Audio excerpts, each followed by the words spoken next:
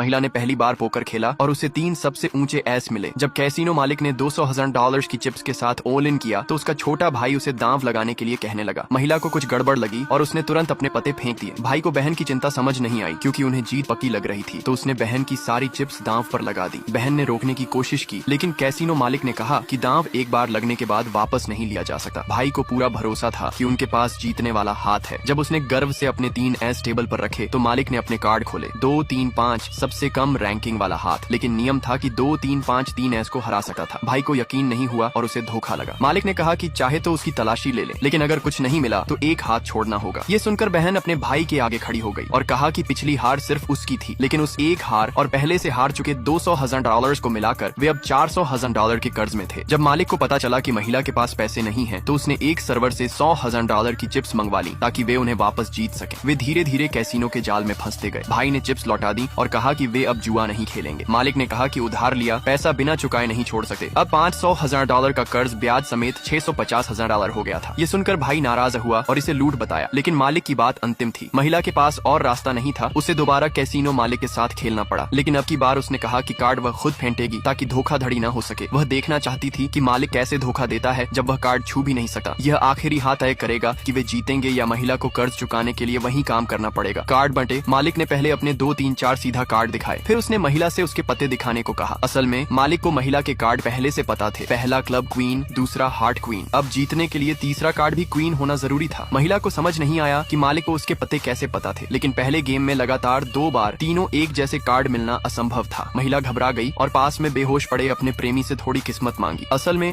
उसका प्रेमी एक जुए के बादशाह का बेटा था जो आंख बंद कर ध्वनि से सामने वाले के कार्ड गिन लेता था। उसके हाथ की सफाई गजब थी और पूरा डेक उसके इशारे पर चलता था। आधा साल पहले उसके पिता की हत्या एक दुश्मन ने कर दी थी। मरते वक्त पिता ने कहा कि जुआ कभी किसी को नहीं जिताता, इसलिए बेटा कभी जुआ न खेले। पिता की इच्छा पूरी करने के लिए उसने कैसीनो बंद कर दिया और जुआ छोड़ दिया, लेकिन दुश्मन ने उसे नहीं छोड़ा और एक कार एक्सीडेंट में उसे लक्षित किया। वह बच गया लेकिन कोमा में चला गया। प्रेमिका ने बबल टी बेचकर उसका इलाज कराया। 1 साल बीत गया, सारे पैसे खत्म हो गए और अब इलाज का खर्च $500,000 हो चुका था। पैसे जुटाने के लिए महिला फिर उसी कैसीनो में लौट आई, पर वो मालिक के जाल में फंस गई। इस बार सब कुछ हारने ही वाली थी कि अचानक उसका प्रेमी होश में आया और बोला, ये हाथ मैं खेलूंगा।